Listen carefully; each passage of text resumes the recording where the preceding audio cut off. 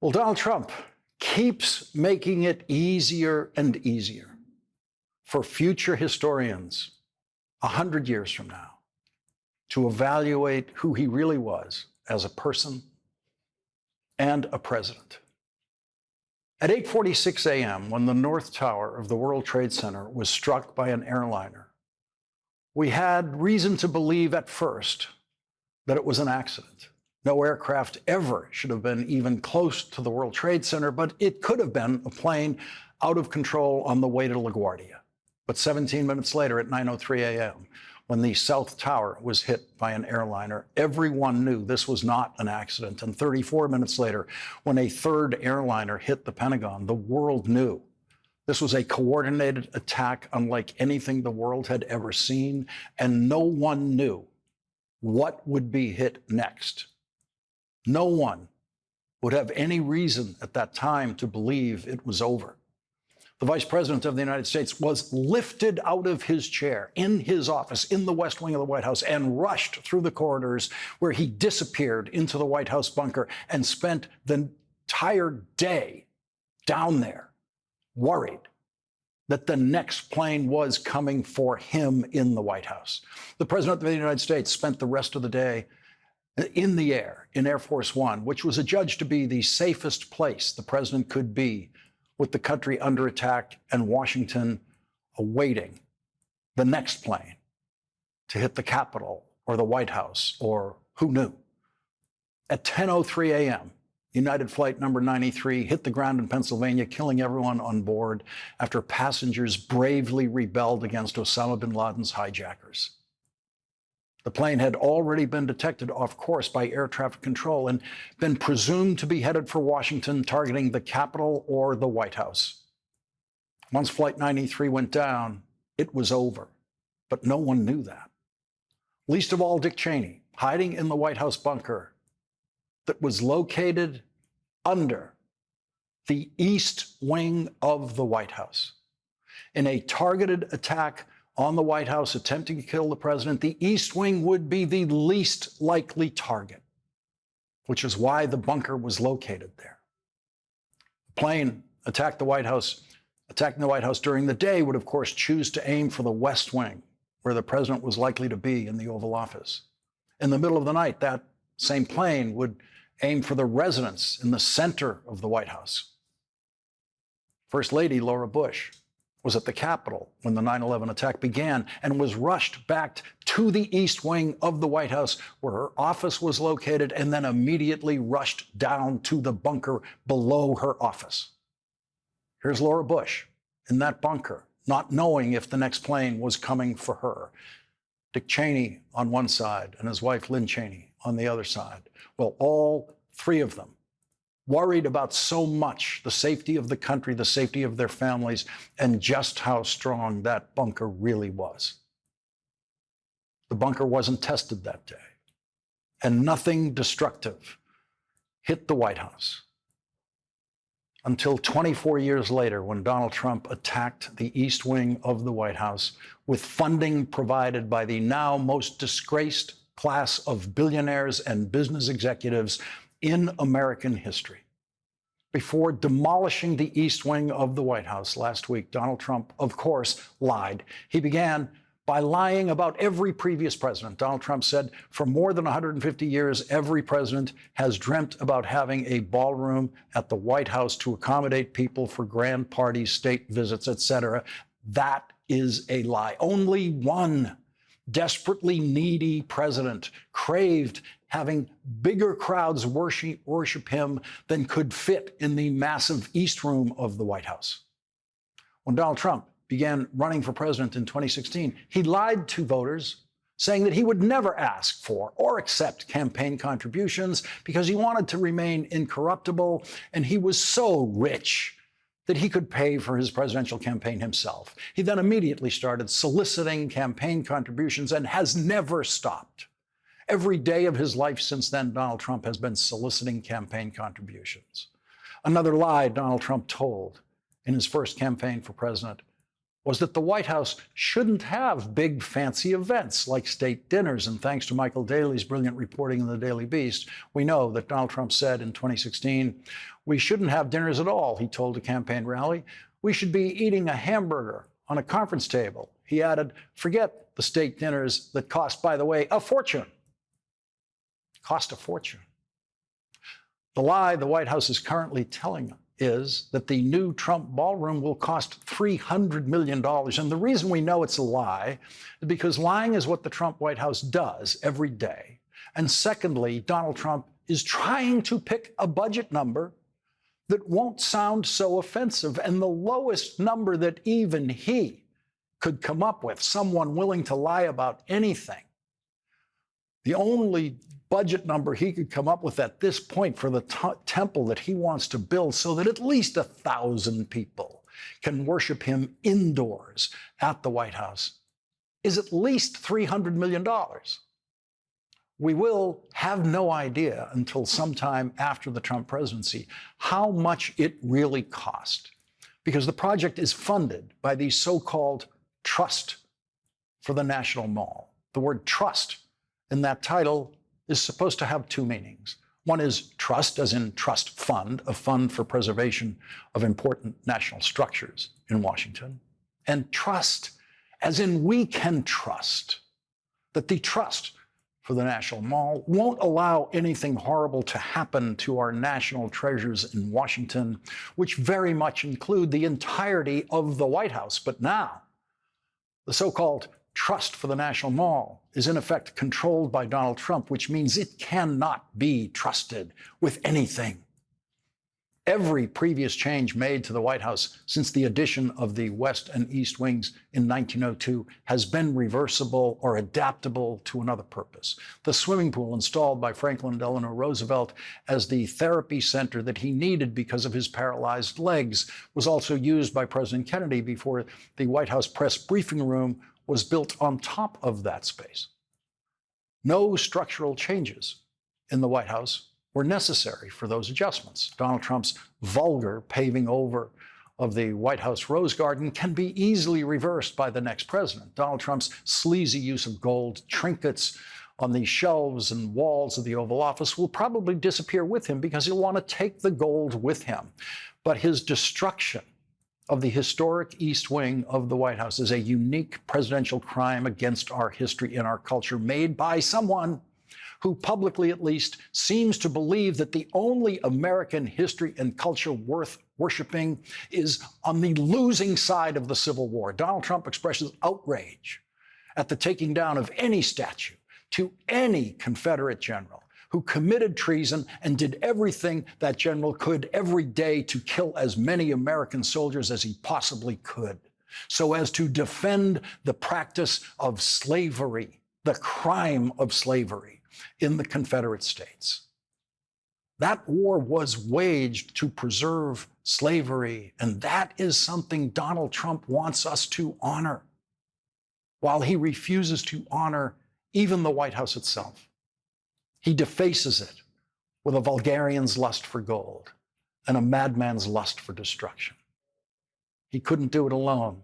He didn't attempt to obtain the money for the project the way the Constitution intended, which is by passing a law in Congress giving him the money and the authority to do it. Donald Trump turned directly instead to rich business people, all of whom do not think they are rich enough. Mark Zuckerberg doesn't think he's rich enough. Jeff Bezos doesn't think he's rich enough. Tim Cook doesn't think Apple is a successful enough company. Apparently, he doesn't think he's personally rich enough. And Comcast, the current but not for long owner of the company I now work for, doesn't think it's a big enough business. Comcast is committed to nothing but Comcast. That has been true of major American corporations for long before all of us were born. John Kenneth Galbraith, then the most famous economist in the world, exposed the incentives of corporations and corporate executives in his groundbreaking work, The New Industrial State, in 1967. And if you read Galbraith in college, you have known for your entire adulthood to expect nothing that isn't purely self-serving from American corporations. All of the major corporations that own television news organizations never wanted to. The television news operations that they own are minor irritants within the giant media systems that those corporations own. The only reason ABC, CBS, and NBC ever did news in the first place was as a justification for getting to use the American airwaves to broadcast their TV signals for free. No one took TV news seriously when it started. It was a minor entry in an information flow controlled by newspapers at the time. And so the owners of CBS News and 60 Minutes paid off Donald Trump in a phony lawsuit brought by Donald Trump for two reasons. Number one, they have never cared about the news. And number two, they want to be richer. The same thing with ABC News when they paid off Donald Trump in a frivolous lawsuit brought by Donald Trump against ABC News, the giant Disney corporation inside of which lives the minor irritant called ABC News, bent to Donald Trump's will and handed him $16 million in a phony settlement of a phony lawsuit because Disney doesn't care about the news, never has and never will. They might all be doing this because they fear Donald Trump's interference with the next merger they want to engage in. But it wasn't always that way. It used to be that Republican administrations allowed just about any corporate merger to go through as part of their so-called pro-business spirit. It turns out that was all a lie. They don't believe in anything. Professional elected Republicans in Washington don't believe in anything because they have now become the most interfering administration in the history of corporate America, with corporate America. It was Democratic administrations in the Justice Department and the Federal Trade Commission that challenged some of these mergers in the past. And you know what happened when Democratic administrations challenged those mergers? Usually, the courts let those mergers go through. That's what high-priced corporate lawyers are for. Warner Brothers, which is now the target of a merger, has been there before when AT&T took over Time Warner. The Obama administration objected to the merger. AT&T went to court and won in a lawsuit that lasted exactly 204 days. These greedy, cowardly corporate executives and billionaires of today don't want to wait 204 days to get richer. Not when the payoffs of the mergers could come immediately just by paying off Donald Trump. And so none of them are willing to do it the old-fashioned way and just go to court and beat Donald Trump and his clowns at the Justice Department in court. Use their corporate lawyers to do what they know how to do. CNN is already owned by a right-wing Trump supporter and has compromised itself accordingly. The firing started right away in that new regime. That's why Jim Acosta is no longer there and others are no longer there. And everyone who remains has become much more careful in anything they might even think of saying about Donald Trump. And now CNN eagerly pays a Trump supporter to lie on CNN every day and night for Donald Trump. CNN did this during the first Trump presidential campaign and presidency. CNN regularly paid Trump supporters to lie about Trump on CNN, but the CNN regime then realized that was a mistake. And they stopped doing it. They stopped paying for lies. But then CNN got a new head. The head of CNN for the last 3 years, hired by the Trump-supporting owner and operator of CNN, is an Englishman who thinks paying Scott Jennings to lie about Donald Trump is money very well spent. Scott Jennings, who used to be an aide to Senator Mitch McConnell, was not always a rabid, lying Trump supporter. When he first started appearing on television, he was capable of criticizing some of the more extreme Trump positions, but Scott Jennings figured out where the money is and how he could get his own podcast and decided to become the J.D. Vance of CNN. And here is the single goofiest thing ever said by anyone in charge of CNN in that network's history. The lost in America Englishman who heads CNN said, quote, "Scott's like D'Artagnan. He's got his sword out, and he's got about 4 Democrats against him, but he spiked them all off. That's much more like it, I think. He's a worthy opponent, as it were, for the Democrats in the room. And it makes not just good television, but also for in some ways, a slightly deeper testing of the ideas all the way around the table." good television. Here's how bad that television is that they make over there. The show that Scott Jennings frequents the most is on opposite this program. And that show, on a good night, gets half of the audience of this show.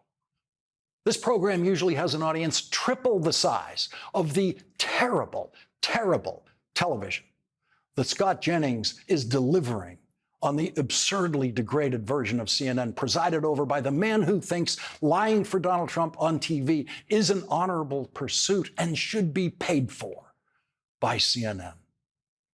Scott's like D'Artagnan, he says.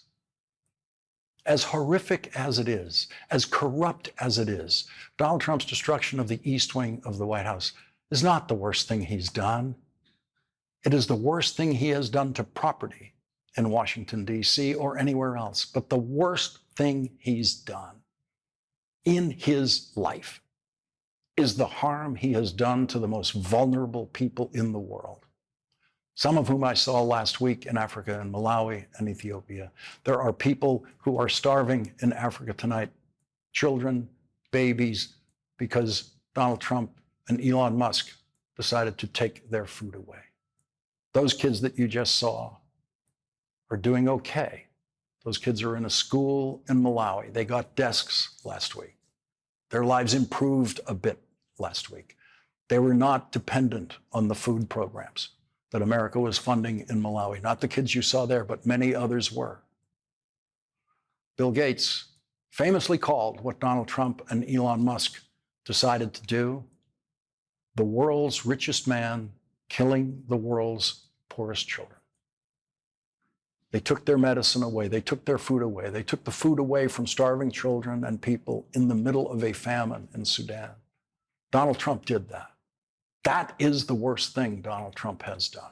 But it is also invisible to most of us. And sometimes the story that we can see, the destruction that we can see, the vulgarity, the cruelty, the corruption, the cowardly corporate greed and laziness that we can see tells the story of Donald Trump that historians will be telling for hundreds of years. And right now, in Washington, nothing tells the story of Donald Trump more vividly than Donald Trump's corrupt and savage destruction of a home that voters never should have trusted him with. Senator Sheldon Whitehouse will join us next.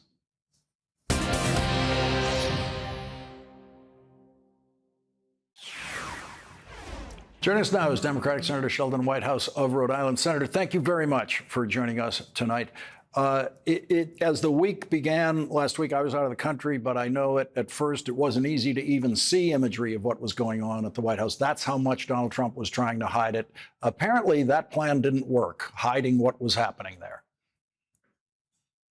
No, it sure didn't. And I think the reason that they wanted to hide it is not because it was the worst thing Trump was doing, but because it was so symbolic of his arrogance. You know, we've always said that presidents are the occupants of the White House. Nobody ever said that presidents own the White House and get to destroy it on their whim.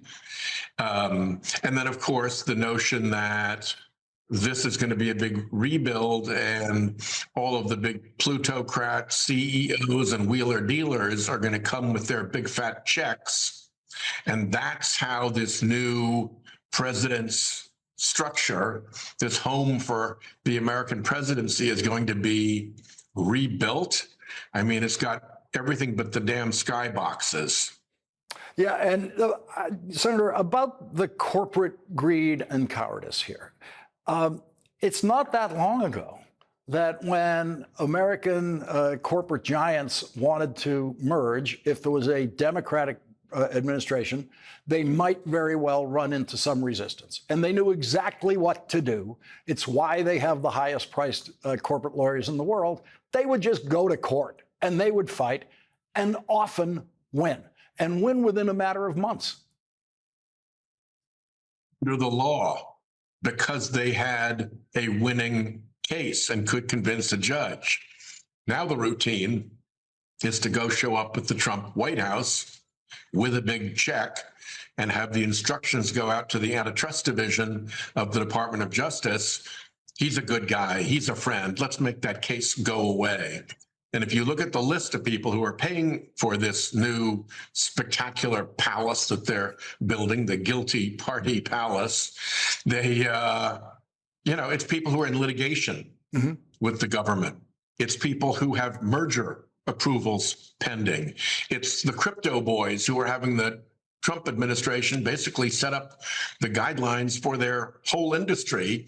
And then, of course, the usual, fossil fuel polluters and inauguration tech billionaires. They even went back to big tobacco, for Pete's sake.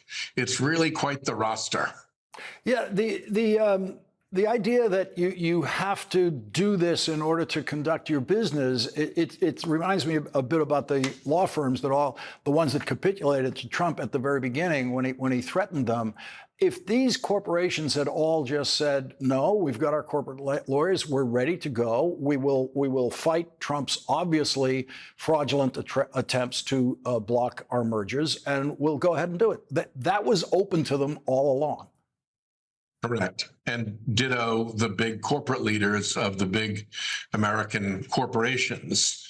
They could easily have said, nope, there's some boundaries here that we're going to honor because we respect that our country, the one that lets our company succeed so well, is a country that runs on rule of law. And instead, it's now a question of coming in and seeing how obsequious you can be to Trump and to his cronies and minions. And that, I grew up in the Foreign Service, and that was always the biggest distinction between us and most of the countries where diplomats serve. We operate under rule of law. Doesn't matter how big, rich, and powerful you are, you still have to play by the rules. And in these other countries, it's all who can get closer to El Jefe and get favors. So one thing that we now have evidence of Donald Trump fearing is Ronald Reagan. He does seem to fear what could be Ronald Reagan's possible continued grip on the views of some Republicans, although I don't see any Republicans following very many Reagan principles these days. I want to run this ad that Canadian TV ran that angered Donald Trump so much because every word of it was true. And Ronald Reagan was saying it, and this is what provoked Donald Trump to suddenly reopen a trade war with Canada. Let's listen to this. When someone says, let's impose tariffs on foreign imports, it looks like they're doing the patriotic thing by protecting American products and jobs. And sometimes for a short while it works, but only for a short time. But over the long run, such trade barriers hurt every American worker and consumer. Senator, that was Ronald Reagan's view. And when Canada started airing Ronald Reagan's view, that's when Donald Trump said, we're going back into a trade war because you quoted Ronald Reagan. That was their crime against Donald Trump. Yeah, as I recall, that was by a Canadian province. So that would be like a state running an ad that President Trump didn't like, and him punishing the entire country because he didn't like the ad. And then, of course, the spillover of trade wars with Canada is trade damage to America, and particularly to the border states, where they've seen enormous drop-off in tourism, they've seen enormous drop-off in business. Many businesses are unable to get the raw materials for their manufacturing across the border any longer. So you're seeing a great number of Americans hit very, very hard in their real lives because of this extraordinarily petulant response by the President of the United States to an advertisement, which, if this were America, everybody would have a First Amendment right to run that ad. So, Senator, I'm not hearing any criticism among elected Republicans in Washington about what Donald Trump has done and his destruction of the White House. But one mentioned that maybe it was bad timing. because there's a government shutdown. And oh, by the way, people's health care premiums are going to skyrocket because of Donald Trump and the Republicans. Yeah, well, when they're willfully cutting off food benefits for poor kids, when they're willfully exposing millions of Americans to multi-$100 monthly premium increases for their health care, while they've got Medicare cuts of $500 billion looming and Medicaid cuts of $1 trillion looming behind that, it's not necessarily a great look to be building a gilded new ballroom for the White House, to be buying the Secretary of Homeland Security hundreds of millions, 175 million, I think it is, in new luxury jets, to be taking this enormously expensive free new Air Force One from the Qataris and having to just spend fortunes to try to make it safe and bug-free and all of that. So you're seeing these, what would be in an ordinary administration, preposterous luxuries, indulgences that are all being done in plain view as regular American families. The ones that Trump promised to protect and lower the costs of are taking it on the chin, from Canadian tariffs, from healthcare costs, from home insurance rates, all of it. Senator Sheldon Whitehouse, thank you very much for joining us tonight. Thank you. And coming up, the author of the new book, Autocrats versus Democrats, Michael McFaul, will join us next.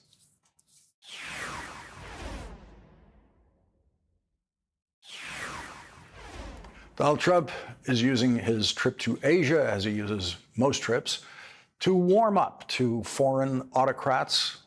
While refueling in the Middle East, Donald Trump invited the Emir of Qatar, who gave Donald Trump a $400 million used private jet that he didn't want anymore in May, so that Donald Trump can convert it to his own use. Well, the Emir is one of the great rulers of the world, not just the Middle East. He's beloved and respected by his country. I don't know what's more important, being beloved or respected. Both. You have a preference? Because you have both. You're one of the few. It's hard to think of a stupider question than that you could possibly ask anyone in that position. Our next guest, former Ambassador Michael McFaul, wrote in his new book, Autocrats versus Democrats, he wrote it in part because he is, quote, worried that an oversimplified explanation of our new era of great power competition would lead to bad U.S. foreign policies decisions. Joining us now is Michael McFaul, who served as U.S. ambassador to Russia for President Obama. He's an MSNBC international affairs analyst. His new book, Autocrats versus Democrats, China, Russia, America, and the New Global Disorder, is out tomorrow. Ambassador McFaul, two things. Let's go right off of what we just saw on that airplane. Idiotically childish discussion, which is better, being loved or respected, with a dictator who has no legitimate claim to power. That kind of small-minded, childish conduct on the world stage means what in our international relations? Well, first, Lawrence, welcome back. Everybody's saying that on my feeds, my social media feeds. And second, it's great to be in person. I'm usually staring at a computer when I talk to you, so it's great to be here. Two reactions. One, I see the world divided between autocrats and Democrats, and I think this struggle is going to be a long one, like it was during the Cold War. It's not like there are differences. I talk about the differences. That's not how Donald Trump sees the world. He thinks about strong leaders and weak leaders, and then he thinks about people that praise him and people that don't. And if you praise him, it doesn't matter if you're autocrat or a Democrat, although most of the people that praise him are autocrats. But if you don't, then you're a bad leader somehow, right? You just talked about the Canadians, right? Well, you offended me with that commercial. I'm going to punish you. And I just don't think that's in America's national interest, to carve up the world between those that say nice things about our president and those that don't. What we are seeing in the destruction of the East Wing seems to be one of those moments where Trump is saying, look what I can do. Yes. I have powers you did not know I had. Right. Which seems like something that autocrats want you to feel. that he has powers you don't know he has, and you don't know what he's going to use next. Absolutely right. And I've studied autocrats for most of my adult life as a Stanford professor, and they create facts on the ground, and then they dare other people to reverse them. And what's so tragic, both symbolically, but also in terms of our rule of law, is you tear it down, it's really hard to reconstruct it, especially if you put a ballroom there that nobody wants. And that's what he's doing. I don't actually know the laws of that. You explained it rather well tonight. I didn't know that he should get money from the Congress. That seems very rational to me. It sounds like the Constitution. But he did it a different way, and then he dares everybody to stop him. Sometimes he is being stopped. Let's take credit for that. And sometimes independent media is pushing back on it. So I'm cautiously optimistic that our democratic institutions are stronger than him. But as I write about in the book, this is the strongest test of our democratic institutions of my lifetime for sure, and maybe got to go all the way back to the Civil War to remember a time as dire as this. What does it mean to people like Putin when they see Donald Trump engaging in some ways in the kind of behavior that they have engaged in? Well, two things. It's an ideological thing that they like together. And as we both know, we've talked about it for a decade, Trump and Putin, a little bit scratchy lately, but they've had a long-standing relationship where ideologically they're more in line than I am with President Trump, even though we're both Americans. This kind of illiberal nationalism, populism, anti-immigrant thing, that's what they share. And by the way, in other countries too, Putin's been successful courting other people. But the second thing that he sees is a guy that is polarizing and dividing our society. And what is a bigger gift to Xi Jinping or Vladimir Putin that we are fighting amongst ourselves and not focusing on the threats from the outside world that China and Russia, I think, pose to American security and prosperity? And that was apparently Putin's ambition in their first interference in the 2016 election. Russia succeeded beyond its wildest dreams. They seem, according to the investigation, to have gone into it just trying to get the American voter to go crazy against each other, not necessarily expecting that they could pull off or help Donald Trump pull off a win. That's exactly right. They've been using multiple instruments to get into societies, including ours, but it's also Hungary, Italy, France, the UK. It's a transnational strategy that Putin has to divide these countries. And that's what's different today compared to the Cold War. The Cold War was between states, right? You remember red states, blue states, we all know whose side we're on. What's different about this era is the fight between autocrats and Democrats is oftentimes within states, including our own country, the United States of America. Former Ambassador Michael McFaul, thank you very, very much for joining us tonight. We need this new book. It is called Autocrats versus Democrats, China, Russia, America, and the New Global Disorder. No one knows more about that than Michael McFaul. The book is out tomorrow. Thanks very much for joining us. Thanks for having me. And coming up, we will show you some of my conversation with Rachel Maddow at this year's MSNBC live event, some of which you will be seeing Friday night at this hour right here on MSNBC. That's next.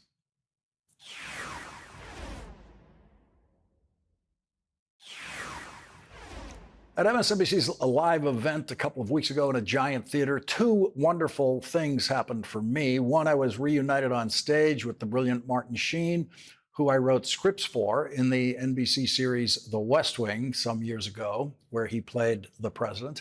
And I got to talk to Rachel Maddow for more than just the few minutes that we get to chat on this program. In fact, Rachel and I chatted for over 45 minutes. We're going to show you some of that conversation, and you'll be seeing more of it Friday night at this hour. What more can we do other than protest to fight this administration? Asks George from Wilton, Connecticut. You know what?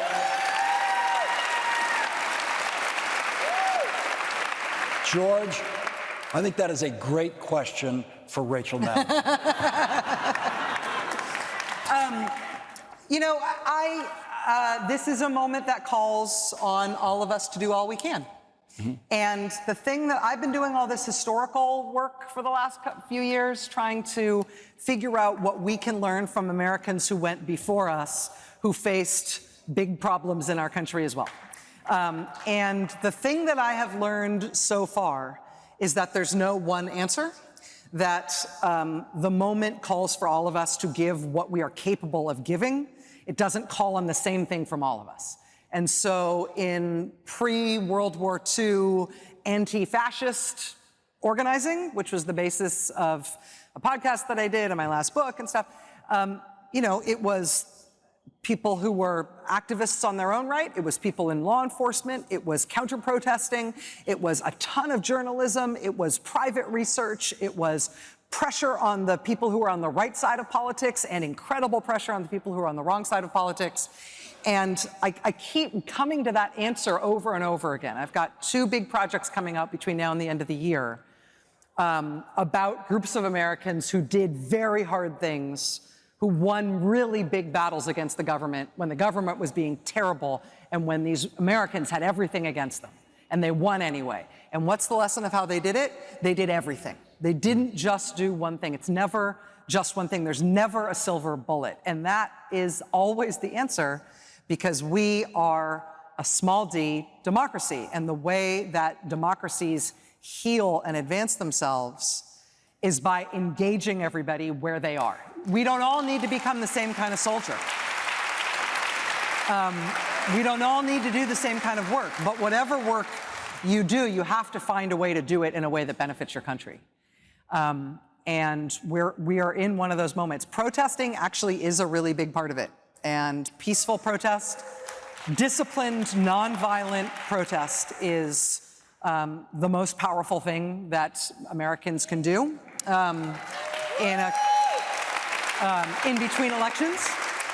And it means joining something. It means getting disciplined, meaning not necessarily just protesting on your own, but joining a group and protesting with a group, being able to look out for each other, making sure that you know how to stay nonviolent and how to be principled always in what you're doing. It's hard work. It's not easy. It's not something that only a certain kind of people should do. But I am moved by, for example, what Pope Leo just asked of American Catholic bishops in terms of telling them that they need to speak up for immigrants. I'm moved by what teachers are doing, both at the university level and at elementary and high school level, in terms of not only just standing up for their students who are facing ICE, but also standing up for academic freedom and standing up for one another. I'm moved by the way people found it in themselves to articulate the importance of free speech and the lack of government censorship when it came to something as seemingly unimportant as whether or not a late-night talk show host was going to keep his job. I mean, the number of Disney Plus subscriptions that they saw evaporating out of them. I mean, what part of your citizenship did you think was going to be called upon to make a strategic decision about your streaming services? Well, you never know what your country is going to need from you, but it's a time to look into your heart and figure out what you have to offer. The country doesn't need just one thing. It needs the best of all of us right now.